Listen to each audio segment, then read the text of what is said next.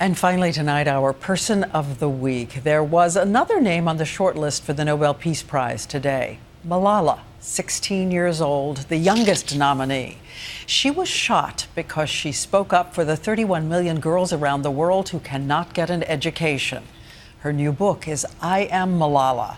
And tonight, the miracles, the reason she survived that bullet from the Taliban.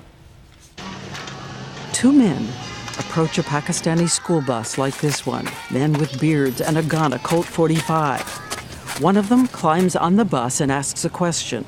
Who is Malala? She doesn't remember what happened next, but her friend described the moment. He fired three bullets, and one hit you on the left side of my head. I would have been doing like this. So I hide my face because there was gunpowder on my fingers. She is bleeding, in grave condition, but 2 hours pass before a helicopter can deliver her from the local hospital to a military surgeon. He spends 5 hours trying to relieve the swelling on her brain and remove tiny clots. By a strange coincidence, there is someone in Pakistan for the first time. A top specialist in pediatric trauma from England, Dr. Fiona Reynolds, with her colleague, Dr. Javid Kayani. They've been sitting in long governmental meetings on medical programs when suddenly Dr. Reynolds is told to race out and try to save the life of a famous and dying child. The tubes have given Malala an infection. The machines are improperly set. Her blood isn't clotting. Her lungs and kidneys are beginning to fail. She had become septic. It was obvious that she had a very serious life-threatening infection. Dr. Reynolds makes a risky recommendation: to take the gravely ill girl on an 8-hour trip to a high-tech hospital in England. From another Muslim country comes a life-giving offer. The Emir of the United Arab Emirates sends one of his royal planes outfitted as a hospital, a state-of-the-art intensive care unit. And for the entire 8-hour flight to England, Dr. Reynolds and Dr. Kayani keep Malala alive, breath by breath, organ by organ. And they also have noticed something else that defies possibility. The bullet took a path that simply cannot be believed. The chances of being shot at point-blank range in the head and that happening, I don't know. But it is amazing, truly amazing. I don't know why she survived.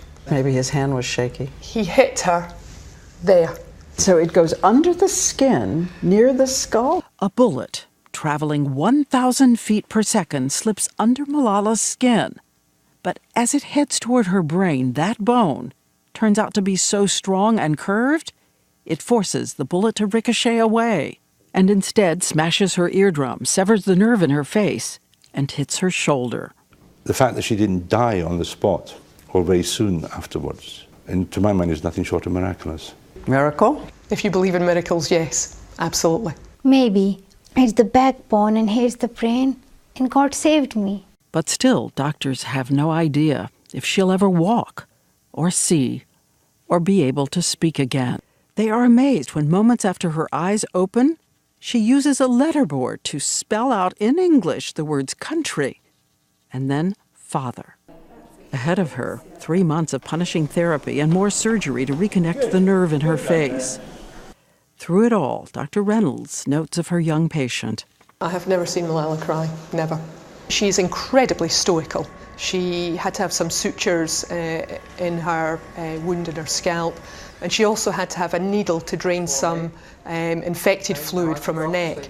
And on both occasions, she didn't wince, she didn't cry, she didn't even squeeze my hand when they were sticking needles into her. I didn't cry because now I totally changed after that incident. But I don't know how did I change. I don't know what happened to me. But I have to say, who can do this? We all cry. I was feeling that this is a new life. Malala says she thinks death just wasn't ready for her.